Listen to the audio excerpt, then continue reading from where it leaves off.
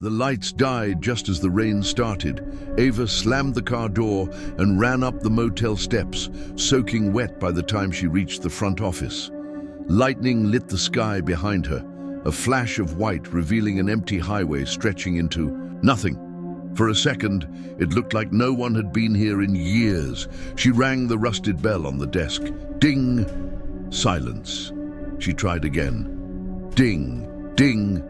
Still nothing. Behind her, the storm roared. Wind howled like a scream. Her phone had no signal, not even emergency bars. Her car, which she'd borrowed from her brother, had sputtered and died exactly 5 minutes before the blackout. The last gas station was 30 miles back. The motel, if that's what it was, had been the only structure she'd seen in over an hour. The door behind the desk creaked. A man stepped out, mid-50s, thin, eyes sunken, his skin pale like he hadn't been outside in weeks. "Need a room?" he asked flatly. Ava hesitated. Something about his voice felt off, empty, like someone reading a line they didn't understand. Yeah, just for the night. My car broke. Down. He slid a guest book across the counter. No computer. No receipts, no card machine, just an old logbook with names scribbled in faded ink. No dates, no checkout times. She signed it anyway. What else could she do? The man handed her a brass. Room 6, Ava took it, her fingers brushing his cold skin. Her stomach tightened.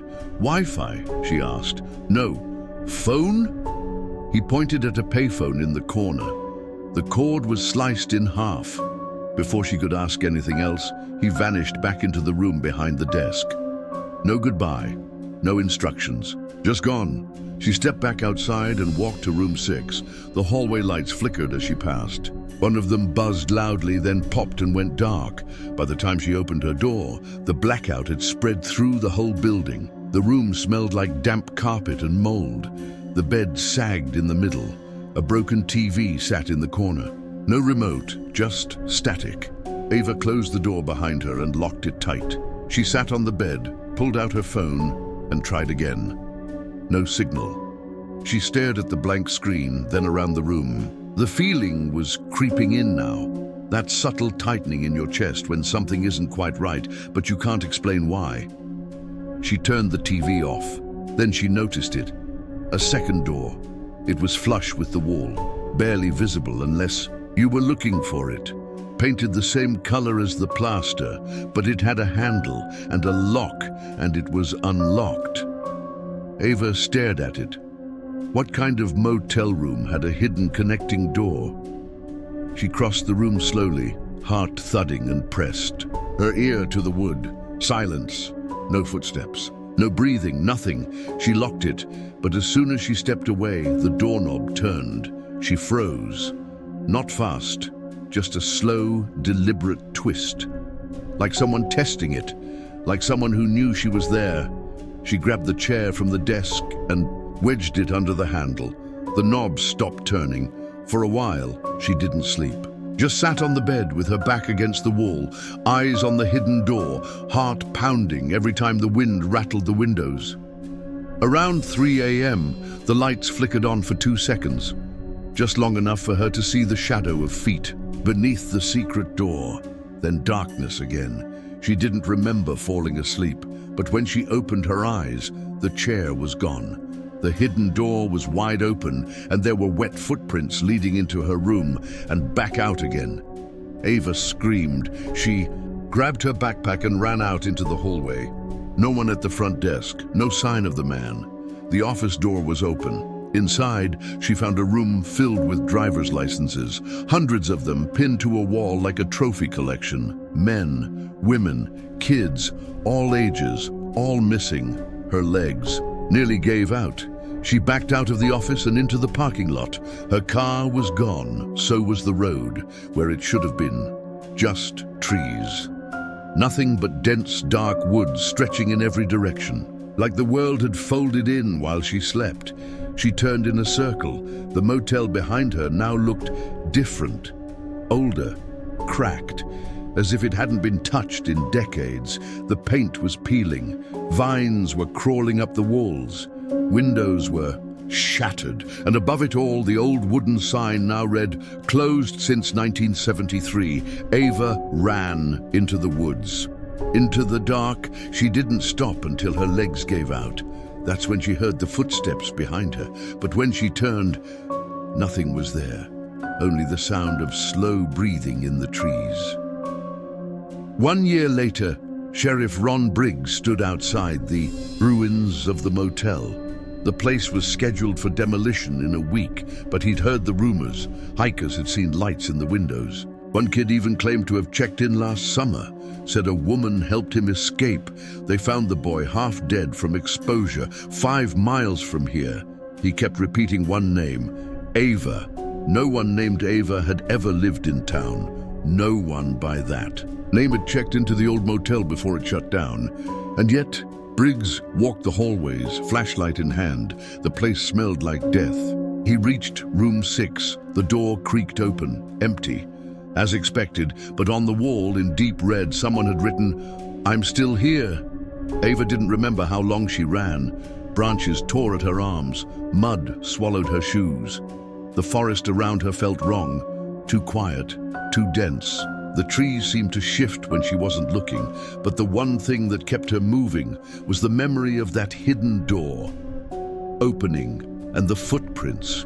Whoever had walked into her room last night had been wet. From what, rain or something else? She stumbled into a clearing just as the sun broke through the clouds.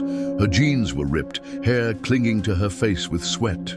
Her heart still hadn't slowed down since she bolted from that motel, except now she couldn't find the motel. Ava turned in a slow circle. There was no sign of the building, no highway, no car, not even tire tracks, just trees, endless, suffocating. "Trees!" she screamed. No one answered. Somewhere else, at the same moment, Sheriff Briggs stared at the red writing on the wall. "I'm still here!" His flashlight flickered. He'd called for backup, but something deep in his gut told him this wasn't the kind of thing backup could fix. He took out his phone and snapped a picture. The second the shutter clicked, the letters vanished. Briggs blinked. He walked up, ran his fingers along the wall. Smooth, no paint, no blood, no trace. The room was empty, but the air still held the scent of something sour, like old breath, trapped too long in a sealed coffin. He checked the bathroom. Dust, cobwebs, a shattered mirror, but on the glass, scratched in with something sharp, was a name, Ava Stone. The sheriff froze. He knew that name. 1 year earlier, Ava had made the trip to clear her head.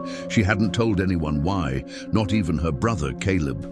He thought she was driving across the country for fun, but Ava had needed distance. From the miscarriage, from her fiancé's betrayal, from the lie that had shattered everything. Jeremy had cheated on her while she was still in the hospital, after their baby died. The affair had been going on for months. Ava had found out the same day she got the tiny urn from the crematorium. She hadn't spoken a word since, not to Jeremy, not to Caleb, not to anyone. Just packed a bag and started. Driving, now standing barefoot in the forest, she whispered her first word in days, "Please." Her voice cracked. She dropped to her knees, shaking. Was she dead? Dreaming? Had she hit her head in the crash? None of this made sense.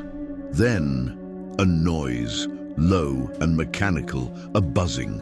She turned her head and saw it. A radio tower, barely visible through the trees. Ava stood. Hope sparked in her chest. Where there was a tower, there might be a station, people, help. She ran. The tower rose from the earth like a rusted needle. It looked abandoned, but beneath it, half hidden in the ground, was a small bunker. Its door stood open. Ava hesitated. Inside, a narrow stairwell led down into darkness, but the buzzing sound came from there, along with faint voices. She gripped her flashlight and descended. The steps creaked. The air turned cold. Below, the bunker opened into a narrow hallway. Old equipment lined the walls, radios, speakers, black and white monitors. Every screen was dead, except one. It flickered to life. Ava stared. It was her, footage of her, sleeping in room 6. She stepped closer. Another screen came on. Her walking through the woods, then another. Her now in the bunker. She looked up. Camera blinked above her. She wasn't alone. Then a voice crackled through the speaker.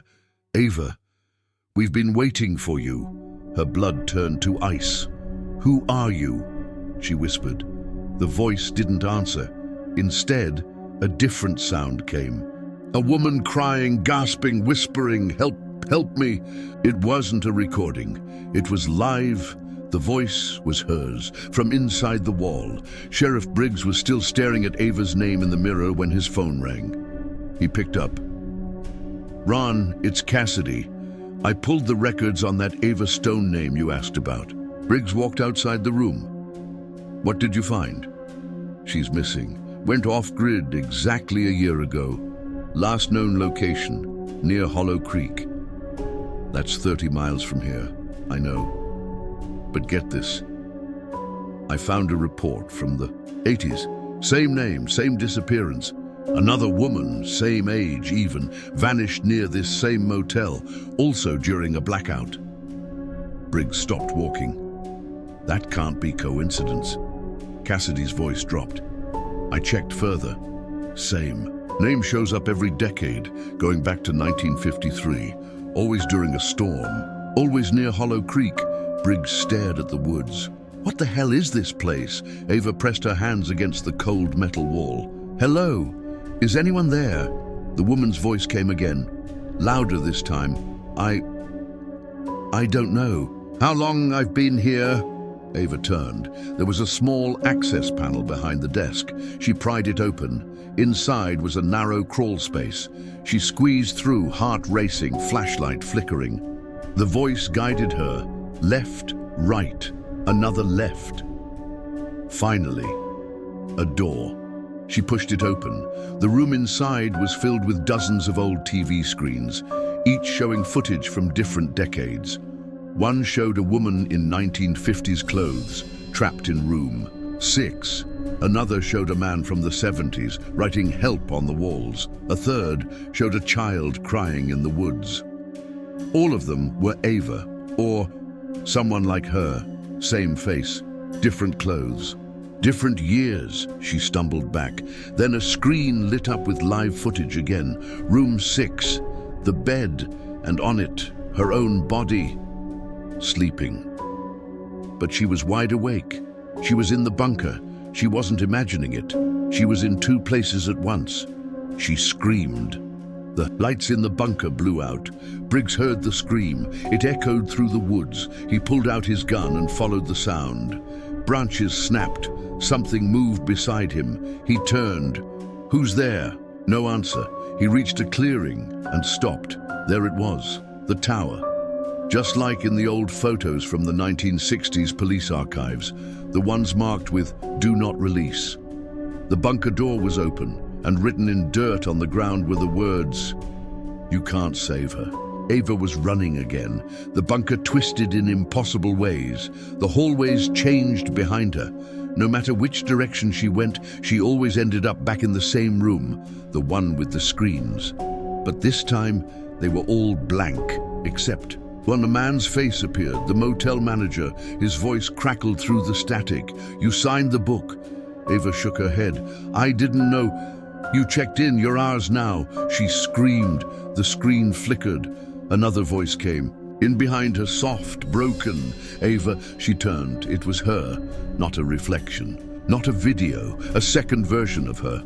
Pale, wide-eyed, blood on her hands. "I never left," the second Ava whispered. "I died here." The second Ava stood just inches away, her skin pale, lips cracked, eyes hollow. Blood stained the hem of her shirt. Ava stepped back, heart thudding so loud it echoed in her skull. "This isn't real," she whispered, but the other Ava, the ghost, the memory, the trap, just shook her head. "You came back." Ava's voice trembled. was never here. You were, the ghost said softly. Not just you, me, us, all of us, again and again. The walls around them flickered like a stuttering film reel. Shadows moved, some crawling across the ceiling like insects. The screen beside her glitched, showing room 6 again. This time, the bed was empty, but on the walls, red writing, "Let me out," back on the surface. Sheriff Briggs pushed open the heavy door to the bunker. The stench hit him first. Damp, metallic, old. His flashlight cut through the dark stairwell. Each step creaked under his boots. "Ava?" he called. No answer. The deeper he descended, the more the silence pressed in on him like wet wool. The static in his walkie started again, but this time it wasn't random. It formed words. "You can't change it." Briggs froze. He lifted the walkie to his ear. "Who is this?" No reply. Then, the faint sound of a woman sobbing. Inside the looping hallway, Ava moved with panic tightening around her chest. Every corridor led back to the room of screens. Every screen flashed fragments of her face. In other places, other clothes, other decades. She dropped to her knees. "I'm losing my mind." The second Ava crouched beside her. "No, you're remembering." Ava looked up. "I don't understand." "You weren't the first," her twin said. "You won't be the last." She stood slowly and gestured to the screens. One by one, they came to life again. A woman in a red dress, screaming for help in 1983. A man carving something into a motel headboard in 1995. "Don't open the door." A child curled beneath a table in 2006, whispering to someone no one could see, and all of them looked like her. Ava backed away, trembling. "What is this place?" Her ghost smiled bitterly. "A cage." Sheriff Briggs reached the control room. His flashlight caught motion. He raised his gun. "Don't move." But it wasn't Ava. It was a man, maybe in his 40s, beard thick, eyes wild. His shirt was tattered, hands bleeding. He didn't flinch at the gun, just stared. "You can't take her," the man said. "Who the hell are you?" The man's jaw trembled. "I was here in 2002. My name's Dylan Kearns. I've been trying to stop this." Briggs narrowed his eyes. "Stop what?" "The loop," Dylan whispered. "The blackouts, the motel, the people who never leave." Briggs lowered the gun just slightly. "Where's Ava?" "She's with herself," Dylan said quietly. "And if she doesn't leave soon, she won't remember who she really is." Ava turned to the other version of herself. "Why do I remember this now?" "Because the storm is back," her ghost said. "And you're close to breaking free." The room shook. Faintly at first, then violently. Alarms flared through the bunker, the screens flickered. Then Ava saw something horrifying. One screen showed Sheriff Briggs talking to someone. Another screen showed Dylan Kearns, the same man. From the other camera, but dead, hanging in room 6, dated 2002. She gasped, "Wait, he's dead." The ghost Ava nodded. "This place lies." Sheriff Briggs grabbed Dylan by the collar. "I saw your death record. You died in 2002. Dylan smiled, but it was hollow. "I did, I think." Briggs shoved him into a chair. "You've got 1 minute to tell me what the hell is going on." Dylan looked him in the eye. "This place feeds on memory, regret, guilt. It shows you who you were and traps you in a version of yourself you hate." Briggs didn't answer. He was remembering his wife's funeral, the shot that went off, the report that said accidental discharge. But it wasn't. He pulled the trigger, and he never told anyone. Dylan leaned closer. "You didn't just come here to save her. You came here because you were called." Briggs stepped back. He couldn't breathe. Ava touched the screen, showing Briggs. The other Ava's voice rang behind her. "You want to leave?" Ava nodded. "Then you have to choose." "Choose what?" "Who you really are." Suddenly, Ava's memories began to shift. The miscarriage, the cheating, the hospital, except they changed. In one version, she was the one who left. In another, she was the one who cheated. In one, there was no baby. Which memory was true? Which Ava was real? The ghost whispered, "You only leave if you own your truth." Ava backed into the door. Her hands were shaking. I can't tell what's real anymore." Dylan and Briggs moved deeper into the tunnels. "I think the girl is in the room." "Ahead," Dylan said. "Why now?" Briggs asked. "Why her?" "Because she's close to remembering," Dylan said. "If even one of them remembers the real story, the loop breaks. But if she doubts herself, she stays." They turned a corner and found the screens, all black except one. It showed Ava, standing in front of herself. Then suddenly, static. Ava's knees buckled. The lights in the ceiling flickered violently. The ghost Ava screamed, not in rage, but fear. "You brought him here." Ava blinked. "Who?" "The one who watches."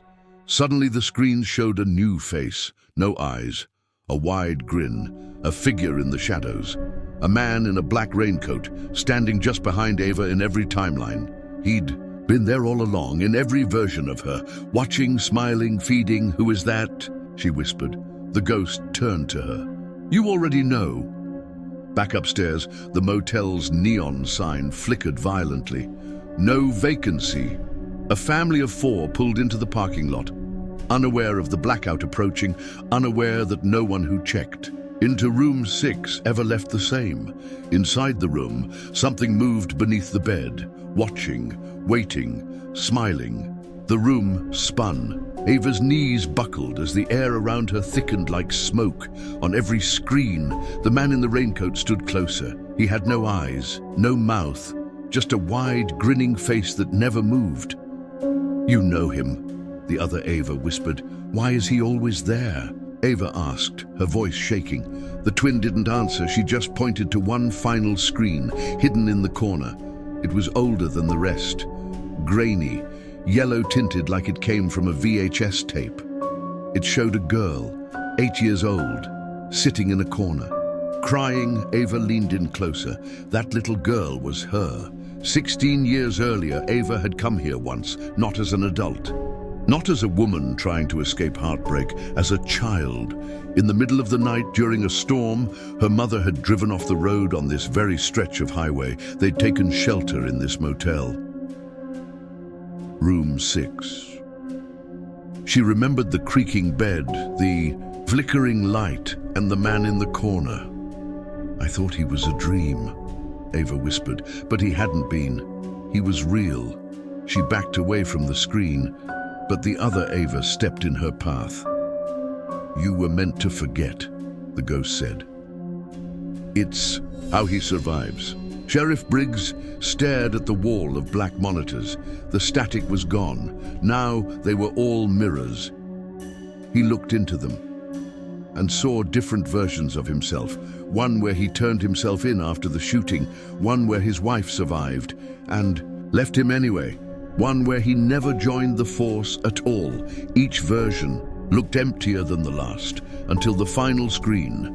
It showed him in the motel room, alone, face in his hands. The screen zoomed out slowly, and standing behind him, the grinning man. Briggs turned away, heart racing. "None of this is real," he muttered, but Dylan's voice behind him was flat. "It's all real, just not all of it belongs to this world." Back in the room of screens, Ava collapsed against the wall. "What does he want from me?" The ghost Ava crouched beside her.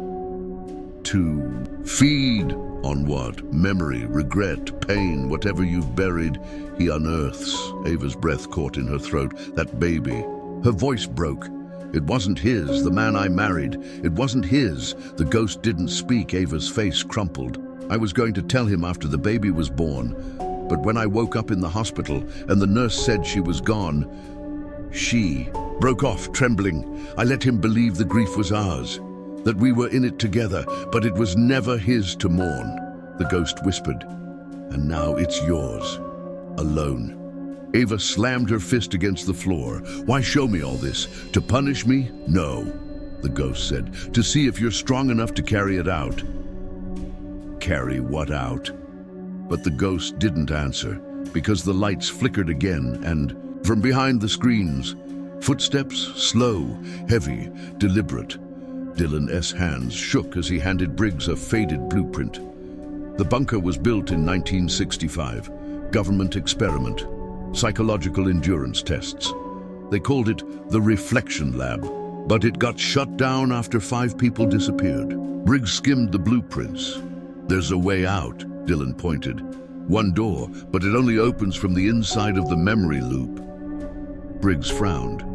"What does that mean?" Dylan looked him dead in the eye. "You have to remember what? You came here to forget." Ava was running now, the hallways folded over themselves, staircases appearing where doors should be. She heard a whisper behind her. It was her father's voice. "Don't trust the lights." She turned a corner and slammed into something solid, a mirror. Her own reflection stared back at her, wild-eyed, bleeding from the nose. And behind her, the man. Close now, close enough to see what wasn't there. No eyes, no mouth, but somehow she could feel his smile inside her skull. She stumbled back. "No, you don't get to take me again." She smashed the mirror with her bare hand. Glass splintered everywhere. Briggs followed Dylan into a long, low corridor. Each room they passed whispered memories at them. A child crying, a woman begging for a second chance, a man laughing while loading a gun. None of the voices belonged to them, or maybe all of them did. Briggs paused at one door. Inside, he saw his wife, but not dead, alive, happy, holding a baby. He stepped forward. "Don't," Dylan warned. "This isn't real." Briggs turned, eyes full of pain. "It's more real than anything else I have left." He opened the door and walked in. Ava reached the heart of the bunker, the control room, where it had all started. On the wall was the last screen. It showed room 6, present day, her lying in the bed, eyes closed.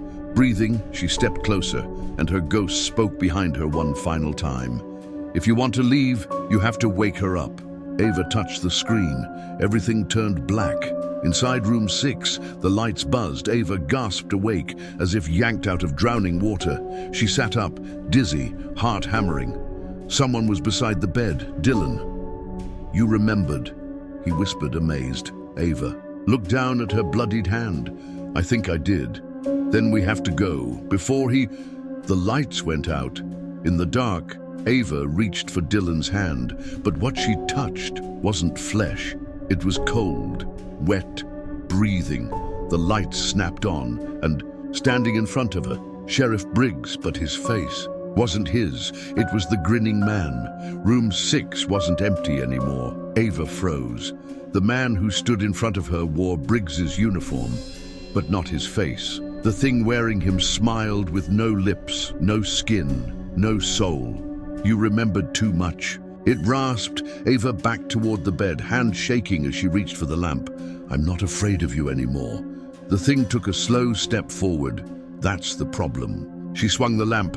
Glass shattered against its head, but it didn't flinch. Instead, it reached out, and Ava saw its arm glitch, as if the air couldn't decide if it was flesh or shadow. Then it split, becoming 2 arms, then 4, then nothing at all. Down in the corridor, Dylan sprinted through twisted metal doors. "Sheriff!" he shouted, echo bouncing off concrete. No answer. He found room 14 open. Inside, Briggs knelt on the floor, holding a fake baby, cradling a woman who wasn't real. "Briggs, wake up! That's not her!" The sheriff didn't move. "She's safe," he whispered. "I saved her this time." Dylan shook his head. "You're not saving anyone. You're giving him what he wants."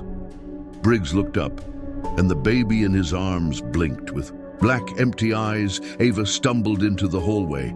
She ran, fast, blind, hands trailing walls that were breathing now. Behind her, laughter. Not loud, not cruel, just soft. Wrong, like a memory trying to sound human. Ava turned a corner and slammed straight into a mirror. But this time, she wasn't alone on the other side. It was her again, the other Ava, but older, scarred, cold. "You still think you can escape?" "This place?" the mirror, Ava asked. I don't care if I escape, Ava said. I just want it to end. The other Ava nodded. Then go to the generator room, break the loop, but you won't like what it costs. Briggs sat frozen. Dylan knew the longer he stayed inside the false reality, the less of him would be left. So he pulled his gun and fired a shot into the mirror on the wall. The image of the woman and baby shattered. So did Briggs. He slumped forward, gasping. Then, I almost stayed. Dylan hauled him up. Then you almost died. Ava reached the generator room. It buzzed with power, even though the town above was still in blackout. In the center was the switch, one handle, one lever, and behind it a chair, a memory chair. Strapped down to it, wide-eyed, pale, and nearly unrecognizable, was her husband. She hadn't seen him since the funeral. In the aftermath of the baby's death, things fell apart. The grief turned violent. He'd smashed a glass and screamed she was lying, that the baby hadn't been his. Then he disappeared. She thought he'd left town or killed himself, but here he was, trapped. His voice cracked. Ava, you don't understand. They kept me here. I remember everything now. What is this place? Oh, she whispered. He looked at her like he hadn't slept in years.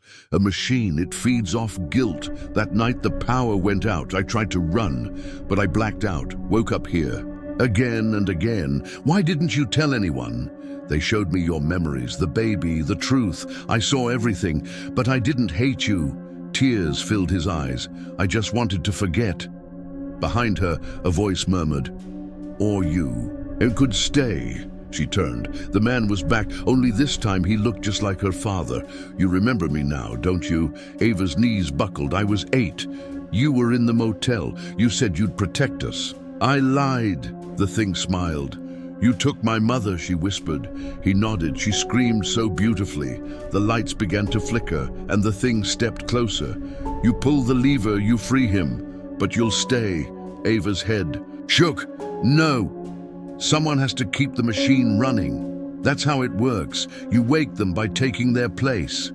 He smiled wide. Fair trade. One guilty soul for another. Footsteps. Briggs and Dylan burst into the room. Don't touch that lever, Dylan shouted. She's the only one who can shut it down, Briggs said, grim. She's the original imprint, the first memory the place latched onto. Ava's fingers hovered over the handle. Dylan looked desperate. There has to be another way. The husband's eyes met hers. Don't stay for me, he said softly. Not if it kills you. Ava's breath caught. She thought of the baby, the lies, the man she betrayed, the child she mourned, the guilt she buried, the darkness that fed on it. Then, without another word, she pulled the lever. The entire bunker screamed. Lights exploded. The man or the thing screeched and crumbled like ash. The machines began to melt into the walls. Ava felt her chest tear open, not from pain, but from release. Something was leaving her. The guilt, the memory, the fear, maybe all of it, and then everything went black. She woke up in room 6, the real one. Sunlight bled through the curtains. Her hand was still bandaged. Her eyes hurt from crying. She sat up slowly. Across the room, Dylan sat in a chair, watching. You pulled us out, he said softly. Ava looked down, but her husband wasn't there. Where is he? She asked. Dylan's face fell. He never existed. What? He was part of the loop. A guilt projection. You weren't just the first memory. You were the only one. Ava's heart cracked. Then who? Who was the baby? Dylan hesitated. There was no baby. Her lips trembled. You said this was real. Dylan nodded. It is. But the things you feel guilty for, this place twists them, magnifies them. Ava stared out the window. So none of it had happened. Or had it? Just not the way she remembered?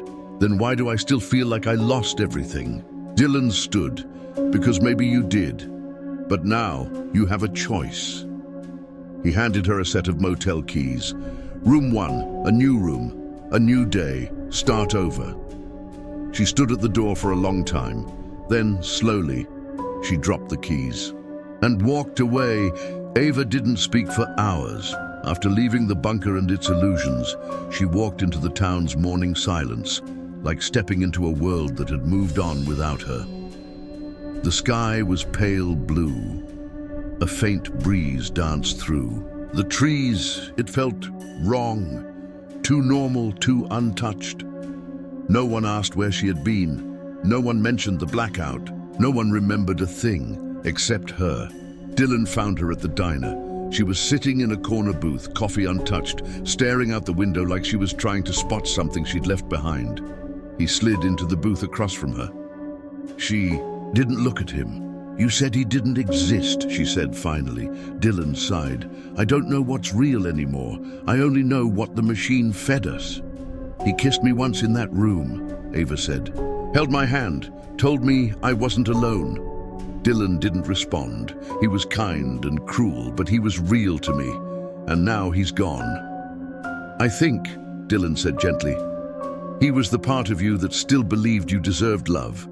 After everything." They drove to the edge of town. The motel sat abandoned now, a husk of what once was. The lights were off. The rooms were cold. But the air no longer vibrated with that low hum of guilt. Ava wandered through the lobby, brushing, her fingers over the check-in desk. Room 6, the starting point, the trap. But she didn't go back there. Instead, she walked down the narrow corridor toward a door she'd never opened. Room 0. It wasn't listed on any maps, wasn't in the blueprints, but it was there now, waiting. She pushed it open. The room was empty, except for a single mirror. No bed, no lamp, no chairs, just a full-length mirror against the far wall. She stepped toward it, and her reflection smiled at her first. "You came back," the mirror, Ava said. "I had to." "You never left," her reflection whispered. Ava stared hard at her other self. "I broke the machine." "You broke a machine," the other Ava said. "But not the one." She pointed to Ava's chest. "The real machine is in here. Guilt doesn't live in buildings. It lives in us." Ava sat down on the floor, her back against the wall. "I lied to him," she whispered. "That baby wasn't his. You thought it would save him. I thought it would save me." Tears filled her eyes. "I thought if I gave him a reason to stay, he wouldn't leave me after the miscarriage." The mirror Ava didn't judge, just listened. And when he found out, Ava's voice cracked. "He said I broke him." "You did," her reflection said, "but only because you were already broken yourself." Outside the room, Dylan waited. Briggs had gone, said he was heading to his daughter's grave, said it was time to face the memories that kept him in that loop. Dylan understood now that they'd all been stuck in their own ways. Ava, Briggs, himself. "What are you going to do now?" He'd asked Ava earlier. She hadn't answered. Now he waited to see what her choice would be. Inside room 0, Ava stood. She faced her reflection. "I want to be free," she said, "but I don't want to forget." "You won't," the reflection promised. "Freedom isn't forgetting, it's forgiving yourself." As Ava stepped out of room 0, something shifted. She heard it, a baby crying, but it was faint, soft, distant. Then it faded into the wind. Dylan stood as she approached. "It's done?" he asked. "No," she said, "but I am." They walked away. From the motel together. No need to look back. 2 weeks later, Ava sat in a therapist's office, sun bleeding through the windows, soft music humming in the background. "I've been having dreams," she said. "About the motel?" the therapist asked. "No, about the baby. Only this time it's not mine. It's just there, crying. And I'm watching it. But I can't touch it." "And how does that make you feel?" Ava smiled faintly. "Like maybe I'm finally letting go of something I tried to hold on to too long." She drove home alone that day, not to room 6, not to any motel, but to her own apartment. She'd painted the nursery over, packed the baby clothes, donated the crib, and left one thing on the windowsill, the blood-stained note she found in the motel. She had tried to burn it. It didn't burn, but the words had changed. Now it said, "You can't forget what hurt you, but you can learn to live anyway." Epilogue somewhere far away, far. The lights flickered in a small, abandoned town. Another motel, another room, another door creaking open. A man stepped inside. He looked tired, hollow. He carried a photograph of a child in one hand, a bottle in the other. He didn't notice the lights. Dim behind him, didn't hear the mirror whisper his name, didn't feel the room watching because he was already thinking of everything he'd done wrong. Ava comes to terms with her trauma, betrayal and guilt. The motel wasn't powered by machines, it was powered by guilt. Ava survives, not by destroying her past, but by facing it. The motel may be gone, but rooms like it always find new hosts. The end.